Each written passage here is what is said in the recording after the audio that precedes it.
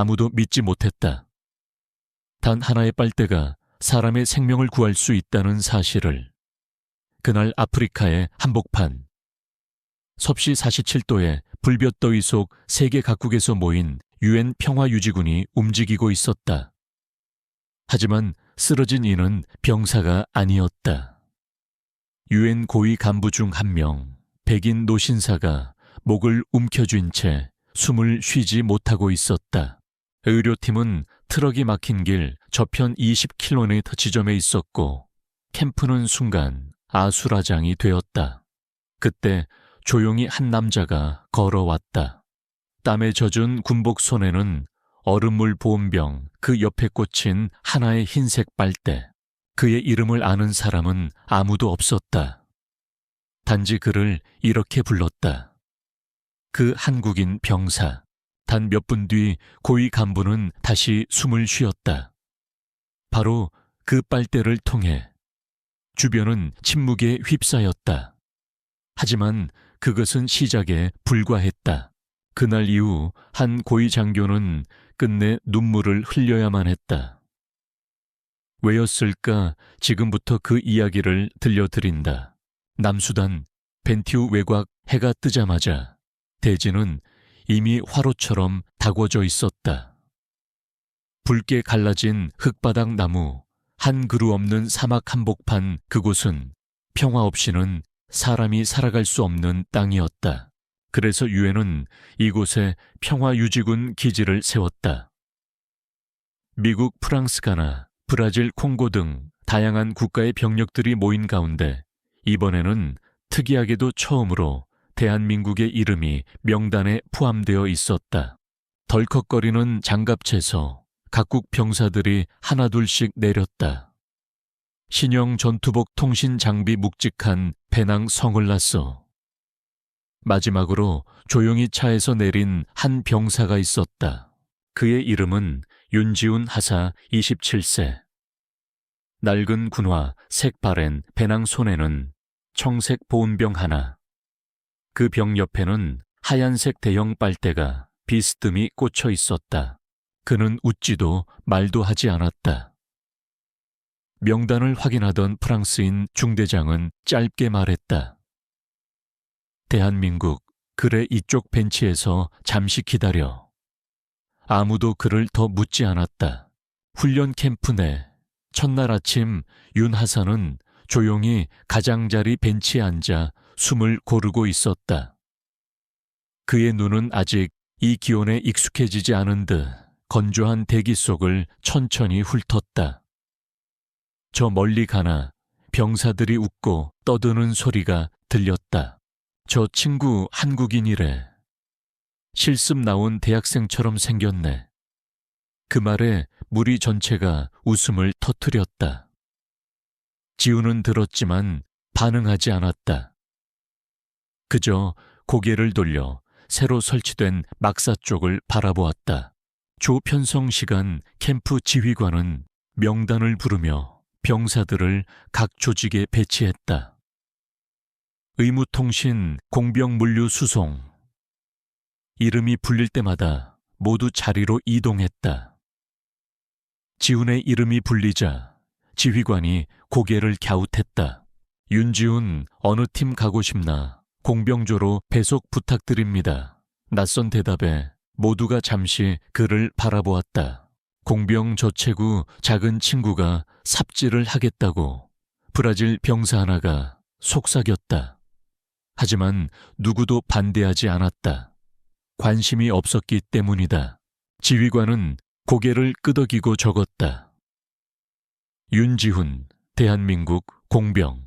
첫 임무 그날 오후 지훈은 가나 병사들과 함께 외곽으로 나가 화장실용 구덩이를 파고 임시 막사를 추가로 설치했다. 기온은 섭씨 43도. 땅은 돌처럼 단단했고 삽은 튕기듯 튀었다. 주변 병사들은 불평했고 옷은 땀으로 흠뻑 젖었다. 그 속에서 지우는 말없이 땅을 팠다. 한 사람의 발목이 접질렸을 때 지우는 주저하지 않았다. 깨끗한 천 차가운 물 막대기를 이용해 간단한 고정을 해주었다. 아무도 감사하진 않았지만 그를 바라보는 눈빛은 달라졌다. 조금씩 첫날 밤 강풍이 불기 시작했다. 새로 설치한 천막은 덜컹거리며 날아갈 듯 흔들렸다. 모두가 우왕좌왕할 때 지우는 말없이 자신의 배낭을 열었다. 작은 밧줄, 대나무 지지대 테이프를 꺼내 조용히 고정했다. 다음 날 아침 그 천막만이 유일하게 흔들림 없이 그대로였다. 한가나 병사가 중얼거렸다. 저 사람 참 이상하네. 말도 없고. 그런데 다 해내. 다음 날 아침 해가 뜨기 전 지우는 가장 먼저 일어났다. 뒷마당에서 물을 길어 끓이고 보온병에 차를 담았다. 하얀 빨대는 여전히 병에 꽂혀 있었다. 그는 조용히 한 모금씩 마셨다. 지나가던 병사가 말했다. 아니, 여기서도 버블티를 마셔. 다른 병사가 웃으며 말했다. 빨대가 엄청 크네. 지우는 미소 지으며 대답했다. 어머니가 항상 저렇게 차를 담아 주셨습니다. 고등학생 때부터요. 그날 이후 누군가는 그를 이렇게 불렀다. 차하사님. 지우는 아무 말도 하지 않았다. 그는 영웅이 되기 위해 이곳에 온 것이 아니었으니까. 그는 그저 한 가지를 지키기 위해 여기에 있었다. 강해지지 못하더라도 바르게 살아라. 아버지가 해주신 마지막 말이었다. 둘째 날 햇볕은 여전히 무자비했다. 남수단의 태양은 시간을 가리지 않는다. 그날 아침 각국 병사들은 각자의 임무로 흩어졌다. 식량 이송 통신 점검 구조물 설치, 마을 정비 등. 윤지훈 하사가 속한 공병조는 캠프 뒤편에 위생구역을 확장하는 임무를 맡았다. 임시 샤워장과 화장실 건립. 간단해 보였지만 고된 작업이었다. 점심시간 그늘 아래 가나 병사들과 지우는 가느다란 나무 그늘 아래에 모였다. 먼지에 뒤덮인 몸손엔 구둣발 자국처럼 굳은 물집. 그때 지우는 조용히 배낭에서 보온병을 꺼냈다.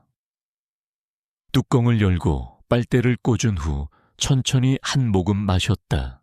야, 설마 음료수야. 브라질 병사가 눈을 동그랗게 뜨며 물었다.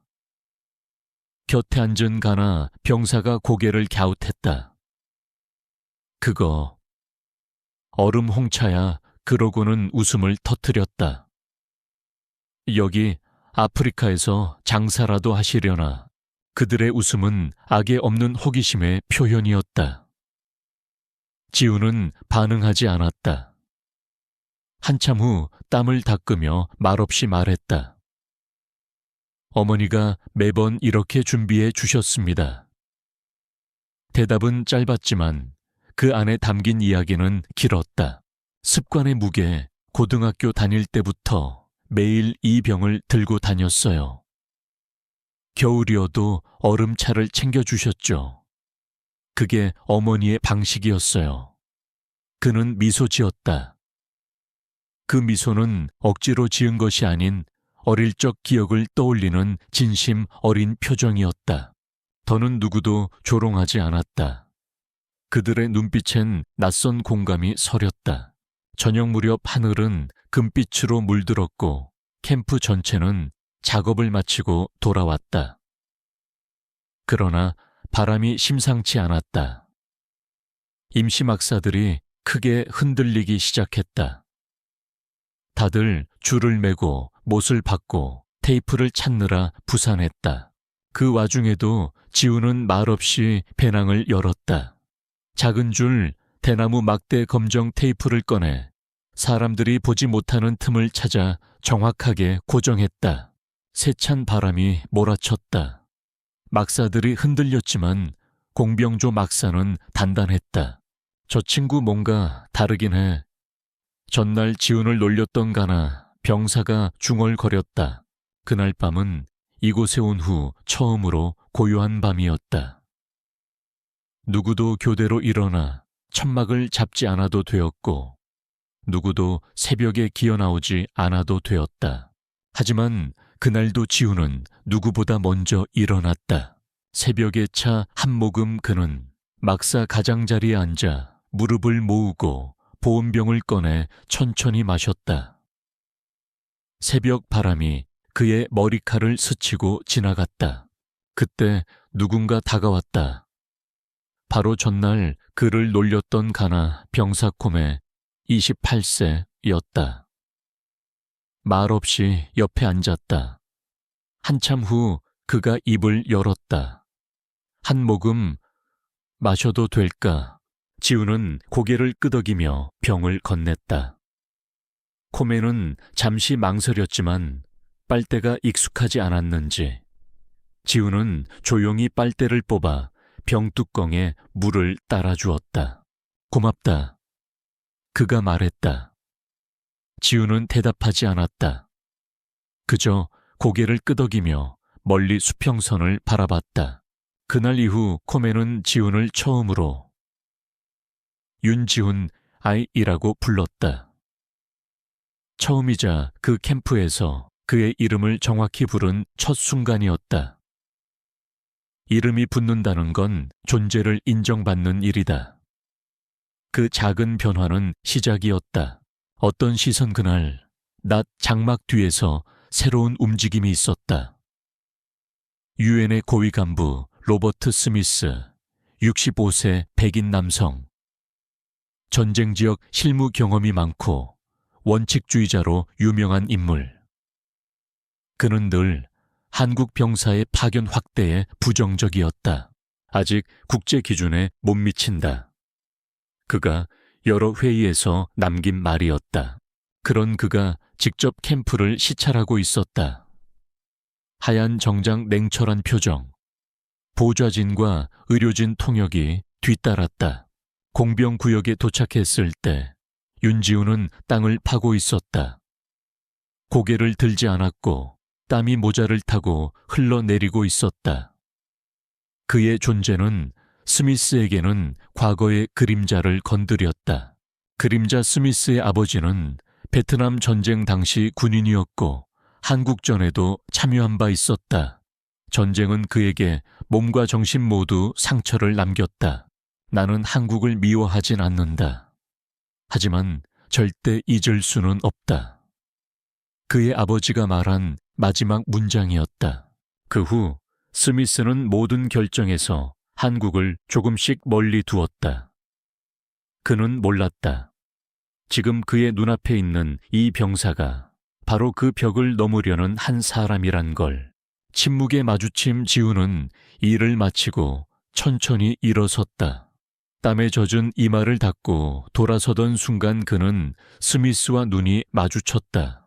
지훈은 짧게 인사하고 지나쳤고 스미스는 순간 멈칫했지만 아무 말도 하지 않았다. 그날 저녁 스미스는 내부 회의에서 공병팀이 생각보다 잘 운영되고 있다. 고 조용히 언급했다. 그리고 다음 날 아무도 예상하지 못한 일이 벌어지게 된다. 정구 남수단 벤티우 외곽 난민 거주지 태양은 수직으로 내려꽂혔다.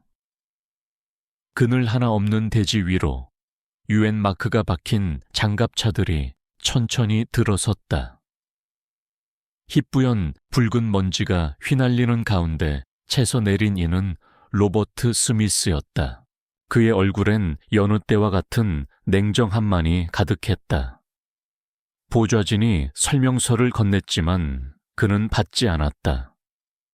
걷고 싶네. 직접 보지 않으면 아무것도 모르니까. 그 말에 아무도 반박하지 못했다. 갑작스러운 사고 스미스는 난민 캠프 안을 걷다가 갑자기 멈췄다. 한 손은 목을 움켜잡고 다른 손으로는 균형을 잡으려 했다. 숨소리는 점점 거칠어지고 눈은 벌겋게 충혈되었다. 호흡 곤란이다, 기도 폐쇄, 반응 의료진이 없었다. 통신기는 간헐적으로 끊겼고 구조 차량은 교량 붕괴로 막혀 있었다. 누군가가 울부짖었다. 이 상태로 5분만 지나면 사망할 수 있어. 정적 속에서 달려온 그림자 그때였다. 멀리서 누군가 달려왔다. 군복은 땀과 먼지로 범벅 손에는 보온병과 작은 의료 키트. 윤지훈이었다. 멈춰, 고위 인사다. 너 허가받았어. 지휘관이 소리쳤지만 지훈은 아무 말 없이 천천히 무릎을 꿇고 스미스의 목을 짚었다. 맥박은 미약했고 기도는 완전히 막힌 상태였다. 결정의 시간, 7초의 용기, 누군가 도와야 한다. 지금이 아니면 늦는다. 지훈은 배낭에서 흰색 빨대, 소형 접이식 칼, 소독용 알코올을 꺼냈다. 누군가는 카메라를 들고 누군가는 뒤로 물러섰다. 그는 외쳤다. 지금 안 하면 아무도 살릴 수 없습니다. 지훈은 스미스의 갑상연골과 흉골 사이를 정확히 짚었다. 칼을 소독하고 깊지 않은 절개를 시작했다. 피가 튀지 않았다. 그는 조심스럽게 절개 부위를 벌리고 그 틈에 빨대를 45도 각도로 삽입했다. 첫 번째 숨, 그리고 기적 조용했다. 그러다 들렸다. 첫 번째 희미한 공기 소리, 두 번째 깊은 흡기 소리. 스미스의 폐가 들썩였고 눈이 살짝 떨렸다. 사람들은 숨을 멈췄고 어떤 이는 울기 시작했다. 누군가 중얼거렸다. 살았어. 살아났다. 누군가가 물었다. 그걸 어떻게 알았습니까? 지훈은 짧게 말했다. 12살 때 아버지가 누군가를 이렇게 살렸어요. 단 한 번 본 장면이지만 잊지 않았습니다. 누군가는 박수를 쳤고 누군가는 뒤를 돌며 눈물을 훔쳤다. 그 누구도 그 상황 속에서 작은 빨대 하나가 생명을 살릴 거라 믿지 못했기 때문이었다. 이후에 후폭풍 그날 저녁 스미스는 응급 헬기를 통해 이송되었다. 의식은 희미했지만 그는 들것 위에서 고개를 돌려 지훈을 바라보았다. 눈빛엔 두려움도 분노도 없었다. 오히려 무언가 깨달은 사람의 시선이었다. 다음 날 비공식 청문회. 누가 지시했는가?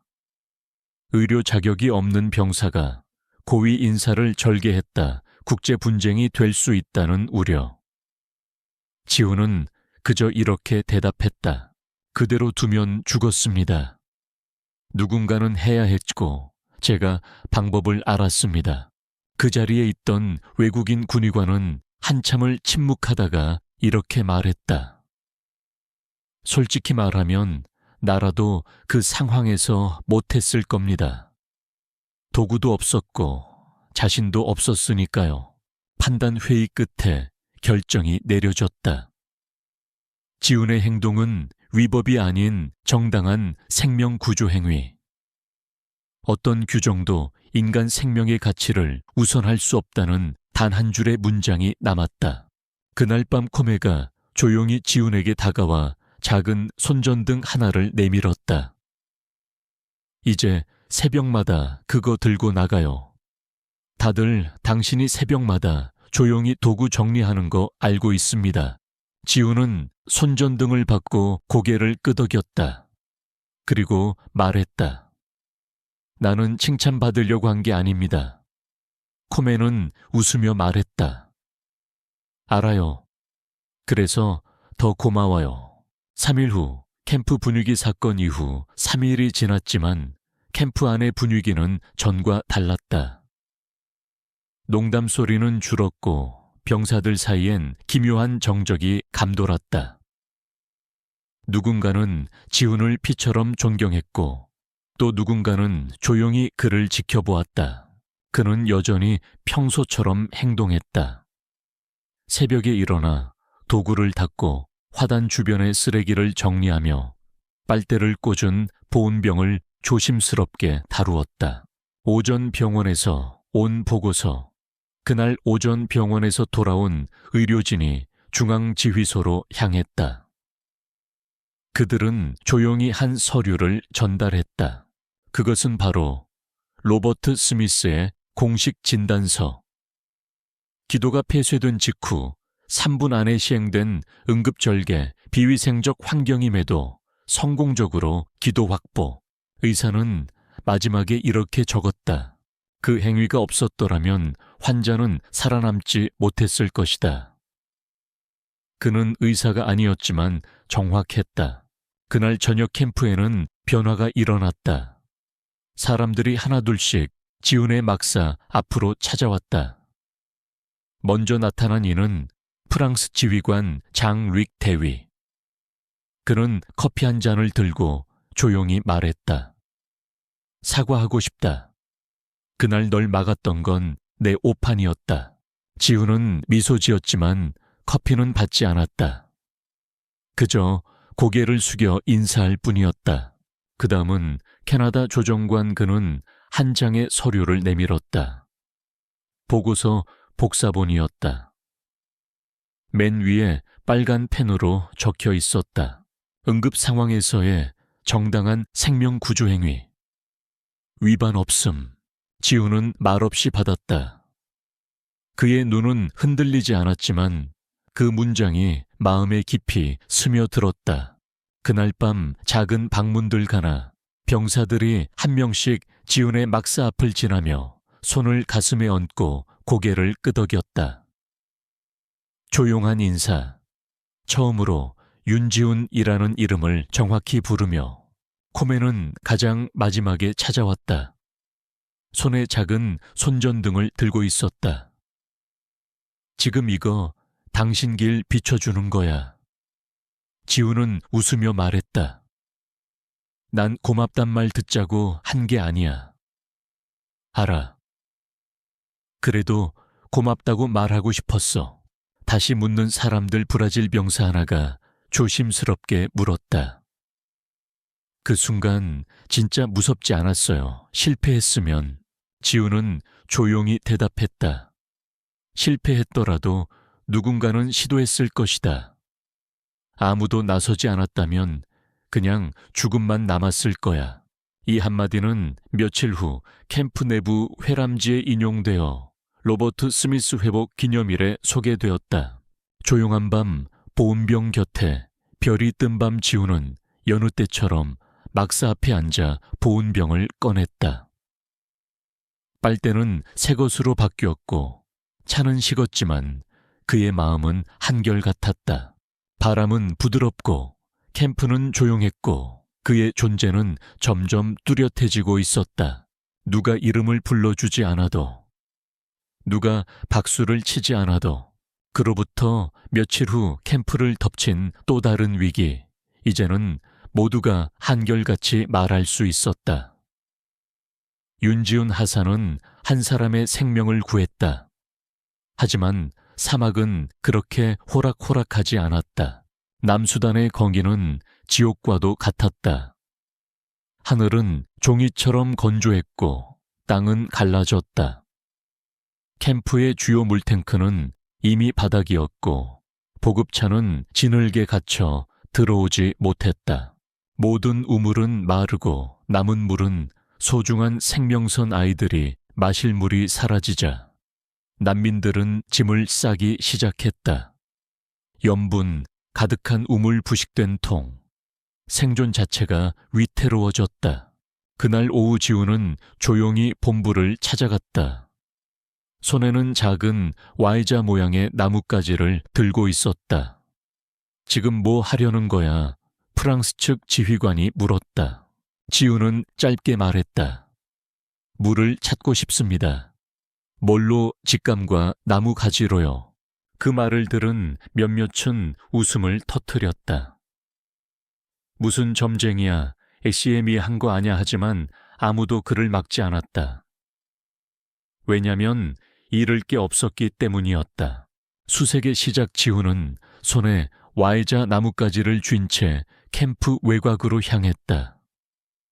그 뒤를 몇몇 병사들과 현지 주민들이 따라갔다. 조용한 걸음말 없는 발소리, 햇빛은 뺨을 태웠고 모래는 발에 스며들었다. 40분쯤 지났을 때 그는 걸음을 멈추었다. 나뭇가지가 떨리고 있었다. 그는 무릎을 꿇고 작은 막대를 꽂았다. 여기 파보겠습니다. 모두가 조롱했지만 그는 삽을 들었다. 지우는 땅을 팠다. 돌처럼 단단한 대지. 손바닥엔 금이 가고 피가 났다. 하지만 그는 멈추지 않았다. 마침내 땅속에서 달랐던 한층. 젖은 흙, 어딘가 습한 감촉. 지우는 귀를 대고 들었다. 그리고 말했다. 소리가 납니다. 기적의 순간 그의 말에 다른 병사가 귀를 대고 숨을 멈췄다. 진짜야. 무슨 흐르는 소리 들려. 누군가가 더 파기 시작했고 30분 후 한 줄기의 갈색 물이 솟아오르기 시작했다. 주민들이 울었고 아이들이 물을 두 손으로 떠서 얼굴에 뿌렸다. 진짜야 물이야. 누군가가 외쳤고 누군가는 무릎을 꿇고 기도를 올렸다. 아이의 한마디 한 소년이 다가와 지훈의 팔을 잡았다. 삼촌, 어디서 왔어요? 지훈은 무릎을 굽혀 말했다. 한국에서 왔단다. 소년은 웃으며 대답했다. 고마워요. 삼촌이 하늘에서 온 줄 알았어요. 사진 한 장, 그리고 기록 유엔 캠프의 내부 사진 기자가 그 장면을 찍었다. 소년이 지훈의 옷자락을 잡고 있는 모습. 그 사진에는 이렇게 적혀 있었다. 다른 사람들은 무기를 들고 왔지만 그는 빨대와 나뭇가지를 들고 왔다. 그 문장은 유엔 평화유지본부 공식 포스터로 채택되었다. 물이 솟은 날 이후 캠프는 다시 숨을 쉬기 시작했다. 아이들의 웃음소리 청결해진 식기통 손에 물을 묻힌 병사들의 얼굴에도 생기가 돌았다. 하지만 지훈은 달라지지 않았다. 그는 여전히 조용히 움직였다. 새벽에 일어나 도구를 정비하고 잔디를 자르고 쓰레기를 태우고 보온병에 차를 따랐다. 이름을 부르는 사람들이 늘어났다. 누구도 이제는 그를 그 한국인이라 부르지 않았다. 윤하사님, 지훈씨. 그 이름은 이제 누구보다도 확실한 존재의 증거가 되었다. 낮 조용한 방문자 한날 오후 먼발치에서 익숙한 실루엣이 다가왔다. 바로 로버트 스미스였다. 하얀 셔츠에 깔끔한 바지 손에는 작은 나무 상자가 들려 있었다. 혼자였다. 따르는 수행원도 카메라도 없었다. 조용한 대화 격려하지 않아도 됩니다. 오늘은 친구로 왔습니다. 그가 말했다. 지훈은 조용히 자리를 내주었다. 스미스는 앉자마자 상자를 열었다. 그 안에는 희미하게 바랜 흑백 사진 한 장이 있었다. 사진 속 인물 사진에는 미군 군복을 입은 남성이 있었다. 짧은 곱슬머리, 깊은 눈매. 뒷면에는 이렇게 적혀 있었다. 1969년 베트남 꽝찌, 제 아버지입니다. 스미스는 천천히 말했다. 그는 전쟁에서 한쪽 팔을 잃었고 평생 그 전쟁을 증오하며 살았습니다. 한국과 베트남을 같은 감정으로요. 그의 상처는 나에게도 전해졌죠. 그리고 전환점 나는 늘 믿었습니다. 당신네 국가는 아직 국제적인 책임을 맡기엔 부족하다고. 당신을 처음 봤을 때 빨대와 얼음병을 들고 나타난 모습을 보고 웃고 싶었습니다. 하지만 그는 말을 멈추고 조용히 지훈을 바라보았다. 침묵 속의 고백, 당신이 내 목숨을 구했습니다. 단순히 의학적으로가 아니라 내 사고방식을 바꿔버렸어요. 스미스는 상자 안에서 작은 유리 케이스 하나를 꺼냈다. 그 안에는 바로 그날 그를 살린 하얀색 빨대가 있었다. 유리에 새겨진 문구는 이랬다. 대한민국, 생명은 평등하다. 돌려주려는 스미스, 이건 당신 것이니 돌려주고 싶었습니다. 스미스가 말했다. 지우는 한참을 바라보다 고개를 저으며 상자를 밀어 돌려주었다. 아니요, 그건 선생님이 간직하셔야 합니다. 왜죠? 기억하시라고요. 어떤 마음으로든 대한민국은 목숨을 귀하게 여기는 나라라고요. 마지막 한마디, 잠시 후 스미스는 자리에서 일어섰다. 그는 돌아서기 전 이렇게 말했다. 어제 아버지에게 전화를 했습니다. 당신 이야기를 했어요. 아버지는 울었습니다. 어느 저녁 캠프 광장 한편에 유엔 기가 걸린 곳 옆에 작은 전시 코너가 생겼다. 거기에는 한 개의 빨대와 짧은 문장이 적힌 종이가 있었다. 그는 총이 아닌 빨대를 들었다. 그는 이름을 원하지 않았다. 우리는 그를 윤지훈 하사라고 부른다. 시간이 지나도 캠프는 평화롭지 않았다. 빨대 사건과 지훈의 이름은 이제 모두가 아는 일이었지만 그 이후에도 사막은 가혹했고 사람들의 표정엔 여전히 무거운 그림자가 드리워져 있었다. 조용해진 식당 목소리를 낮추고 지나가는 병사들. 모두가 기다리고 있었다. 어떤 공식적인 인정을. 아침 하얀 차량이 도착하다 진한 먼지를 일으키며 유엔 의료팀 차량이 돌아왔다. 차에서 내린 중년 의사는 손에 두꺼운 서류를 들고 있었다. 그는 말없이 지휘센터로 향했다. 그가 가져온 것은 로버트 스미스 공식 의료 보고서. 진실을 인정하다. 의무관은 회의실 안에서 조용히 말했다. 환자는 응급기도 확보를 통해 생존했습니다. 비록 의료인이 아닌 병사의 손에 의해 시행되었지만 절개 부위 각도, 타이밍 모든 면에서 정확했습니다. 만약 그 3분이 지나갔다면 회복은 불가능했을 것입니다. 정적이 흘렀고 아무도 그 말을 반박하지 않았다. 유엔 내부 공식 문건 발행, 당일 오후 공식 통신망을 통해 메시지가 배포되었다. 윤지훈 하사의 응급조치는 규정을 위반하지 않은 정당한 생명구조 행위로 확인된다. 하지만 그것보다 더 큰 일은 그날 캠프 내 인식이 달라졌다는 것이었다. 병사들이 찾아오기 시작했다. 먼저 나타난 사람은 며칠 전 그를 소리쳐 말렸던 프랑스 장 릭 대위였다.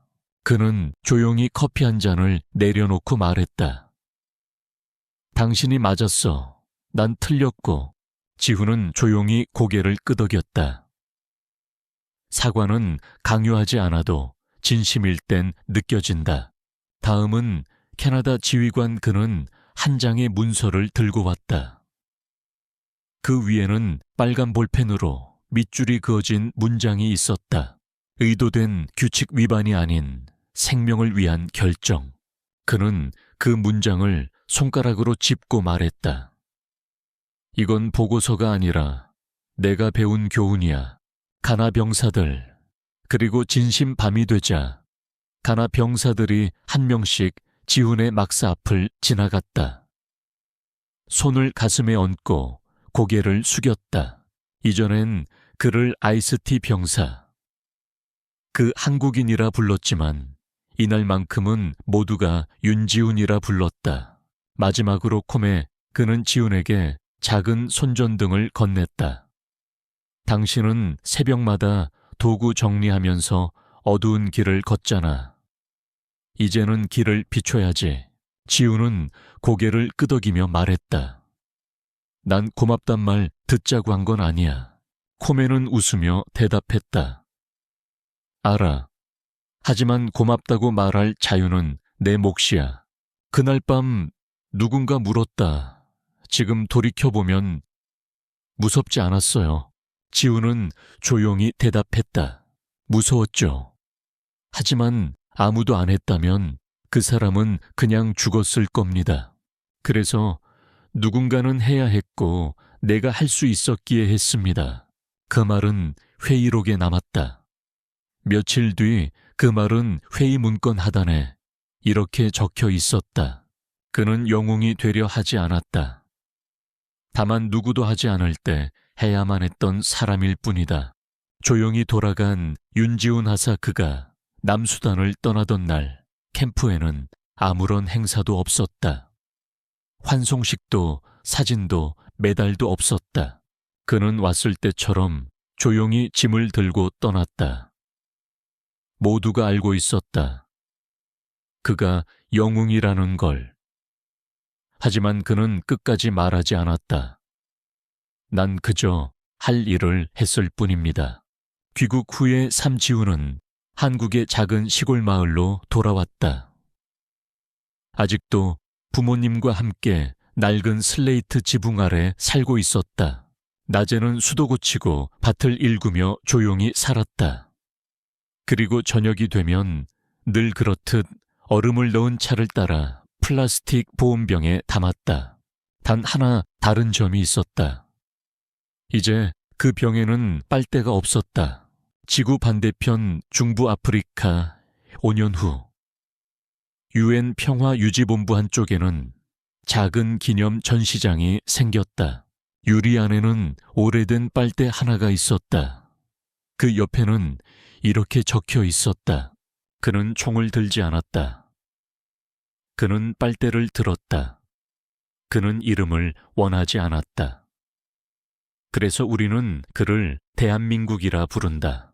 한 흑인 청년 의사의 이야기. 중앙 아프리카 의료 캠프에서 한 젊은 의사가 아이들을 치료하고 있었다. 그는 늘 목에 은색 빨대 펜던트를 걸고 있었다. 누군가 물었다. 왜 십자가나 청진기가 아니라 빨대죠? 그는 웃으며 말했다. 이건 어떤 분이 단 하나의 빨대로 생명을 구한 이야기예요. 기적도 의학도 아니었어요. 그저 할 수 있는 걸 했던 사람. 내가 아이들에게 주사를 놓기 전 난 항상 속으로 이렇게 말하죠. 감사합니다, 한국 아저씨. 마지막 문장 누군가를 영웅이라 부르지 않아도, 누군가를 기억해 주지 않아도 그 사람은 가장 말없는 방식으로 세상에 가장 큰 울림을 남겼다. 왜냐하면 때로 우리가 마지막으로 가질 수 있는 건 이름이 아니라 사람이다.